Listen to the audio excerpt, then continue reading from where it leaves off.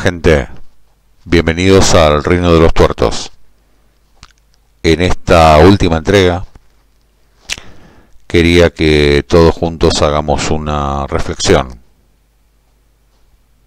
La exposición de esta persona que está al margen de esta línea de pensamiento deja dilucidar un resultado coherente muy firme en cuanto al planteamiento de una nueva forma de ver la realidad, libre de dogmas, tanto religiosos como científicos. Ambos mencionados anteriormente son dogmas, porque si no crees, no funciona. No tenemos que creer en nada, tenemos que razonar y saber separar muchas mentiras mezcladas dentro de una verdad. A partir de ahí, todo fluye, sin contradicciones, sin dudas, con transparencia. Un abrazo enorme a todos y hasta la próxima.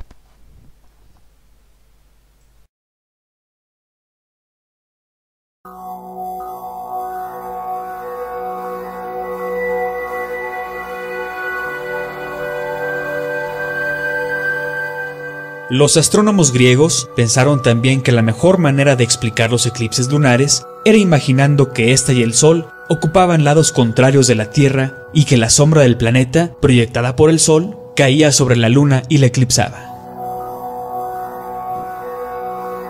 Un eclipse solar es aparentemente el resultado de que la Luna pasa entre el Sol y el observador en la Tierra. Se han realizado simulaciones y pruebas que demuestran que los eclipses ocurren perfectamente en este modelo geocéntrico de Tierra plana.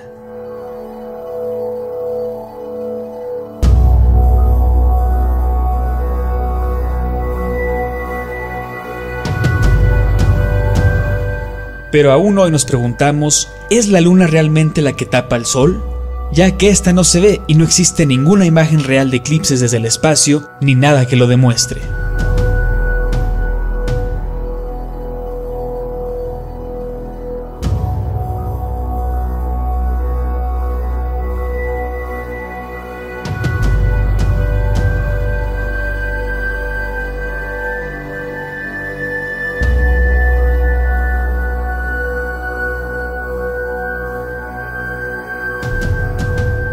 Un eclipse de luna surge de una sombra de la Tierra, pero es una afirmación que no está realmente comprobada. Esto se puede escuchar algo extraño, pero vamos a ver el porqué, desde la perspectiva terraplanista. Durante la luna llena, se puede ver cómo todo el disco brilla intensamente, un efecto que desde una superficie esférica es imposible. Si la superficie de la Luna fuera opaca y terrosa, en lugar de pulida como un espejo, podría verse simplemente iluminada como una pared, o como la cara de una roca arenisca distante, pero no podría brillar intensamente desde todas las partes como la Luna lo hace. Vamos a ver 4 factores importantes para saber la verdadera topografía o forma de la Luna. El factor de conformación. Una sombra siempre se moverá naturalmente por diferentes tipos de superficie. La sombra siempre tomará la forma que tenga la superficie o el área, revelando la verdadera forma de un objeto.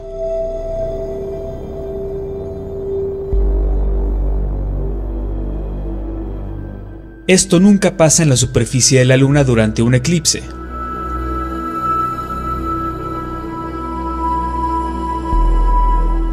El factor de difusión de sombra. En una esfera, la sombra es más difusa alrededor de la orilla. Es más nítida o definida en la porción que sobresale de la esfera. Esto es porque entre más cercana esté la sombra de la fuente de luz, más definidas serán sus orillas, y entre más lejana esté la fuente de luz de la sombra en la superficie, más larga o difusa se volverá.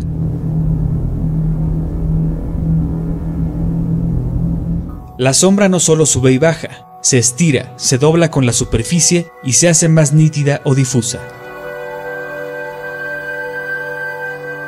Con estos dos factores se puede saber la topografía o forma real de la Luna, pero también el siguiente factor es muy importante: el factor de onda sinusoide o sombra en forma de S. La Luna se supone que es una esfera. La sombra que se proyecta en ella también debe tomar las características de una esfera. Este factor crítico no aparece nunca en los eclipses de luna. La sombra en S se provoca cuando un objeto redondo, esférico o curvado pasa sobre una superficie esférica.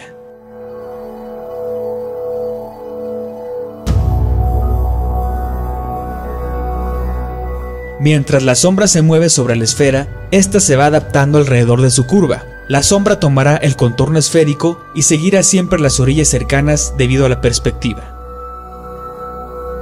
La sombra tomará la forma hasta que alcance el punto más alto. Mientras la sombra pasa el punto medio, se empieza a doblar de una manera curvada. Cuando una sombra se mueve a través de una esfera 3D, el centro o la parte cercana de la esfera para el observador es la más delgada. Entre más grande sea la esfera, más se notará el ángulo de su curvatura. Al final siempre se verá la curvatura. Cuando nosotros vemos cualquier eclipse lunar, no se ve esa curvatura, ni estiramiento, ni cambio en la nitidez de la sombra. De hecho, en cada eclipse de luna se ve como si hubiera un disco moviéndose a través de otro disco plano, como se ve en esta imagen. Mientras la sombra circular pasa sobre la luna, mantiene su forma circular todo el trayecto sin modificar su forma. No se estira, no se distorsiona, no se ve la S, ni se hace más nítida. Estos factores son suficientes para ver que la Luna no es esférica. Pero falta un factor más para darnos cuenta de los alrededores de la Luna, y ese es el factor de luz reflejada. Un reflector no se enfría cuando le da luz y calor. La luz reflejada debe ser del mismo color y propiedades que las del origen. Solo debe variar la intensidad o la cantidad. En la Luna no pasa esto. Refleja de forma diferente y su luz no tiene calor. Al contrario, su luz se enfría. Se han hecho mediciones de temperatura que lo comprueban. Entre más cercano está otro objeto de una esfera, la luz que esté reflejando aparecerá.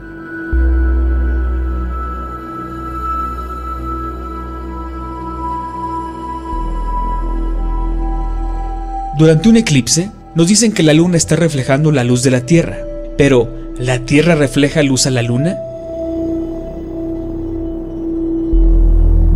Si eso fuera cierto, entonces no existiría la fase de luna nueva, que es cuando la Luna no se ve y desaparece. Si la Luna estuviera en la oscuridad total, entonces debería ser iluminada por la Tierra, porque es cuando supuestamente está más cerca, pero eso claro que no sucede.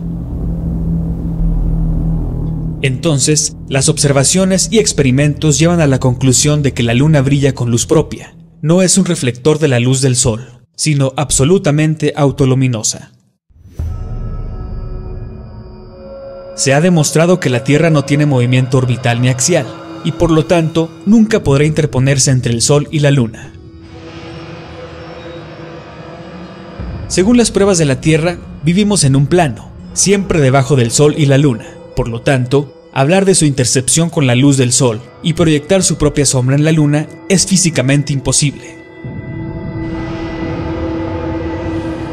Además de las dificultades o incompatibilidades anteriores, hay muchos casos que registraron que el Sol y la Luna se eclipsaron cuando ambos estaban sobre el horizonte, sin estar alineados con la Tierra. Esto ha ocurrido en distintas fechas a lo largo de la historia, fenómenos que fueron registrados por astrónomos y observadores. Lo anterior no cuadra entonces con la idea de que un eclipse de luna surge de una sombra de la Tierra. Astrónomos en el pasado han llegado a la conclusión de que hay al menos un cuerpo no luminoso de magnitud considerable que está conectado como un satélite a esta Tierra, y existen lunas invisibles en el firmamento. Este satélite se llama el objeto sombra o antimoon, lo que hace posible los eclipses solo cuando los tres cuerpos, Sol, objeto y Luna, están alineados y cuando la Luna cruza el plano orbital del Sol, a un punto llamado el nodo. Entonces, un eclipse lunar ocurre cuando este cuerpo oscuro, no luminoso, pasa ante la Luna, o entre la superficie de la Luna y el observador en la superficie de la Tierra.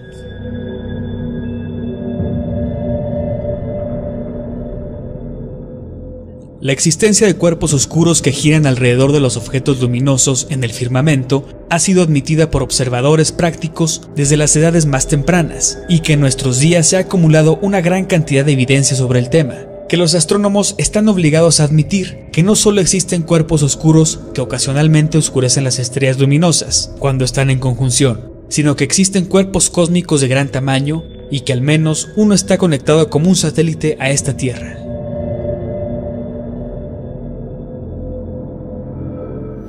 Muchas personas que no están familiarizadas con los métodos para calcular eclipses y otros fenómenos tienden a considerar tales cálculos como argumentos poderosos a favor de la doctrina de la Tierra esférica y la filosofía newtoniana en general, pero no tiene nada que ver.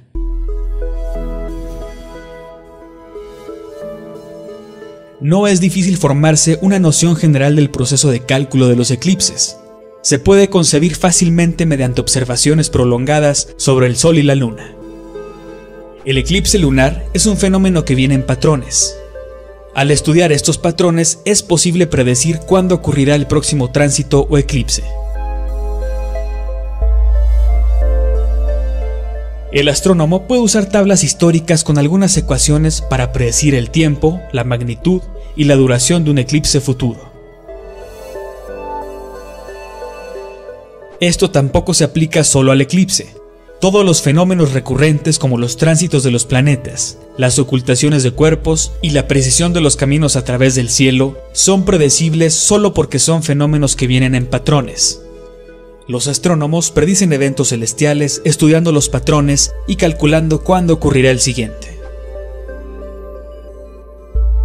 En realidad, la NASA admite libremente que usan tablas de ciclos antiguos para sus predicciones de eclipses. El ciclo de Saros y esos antiguos y abatidos métodos que simplemente miran los patrones pasados en el cielo para predecir el siguiente es precisamente como los teóricos modernos predicen el eclipse lunar hoy en día. Las tablas de los lugares del Sol y la Luna, de los eclipses y de los fenómenos afines han existido durante miles de años y se formaron de forma independiente entre sí por los caldeanos, babilonios, egipcios, hindúes, chinos y otros antiguos astrónomos. La ciencia moderna no ha tenido nada que ver en esto, más allá de hacerlos un poco más exactos, promediando y reduciendo los errores fraccionarios que un periodo de observación más largo ha detectado. Pero esas predicciones no contribuyen a nuestro conocimiento de las causas de los eclipses y no nos permiten predecir nada que no haya ocurrido cientos de veces.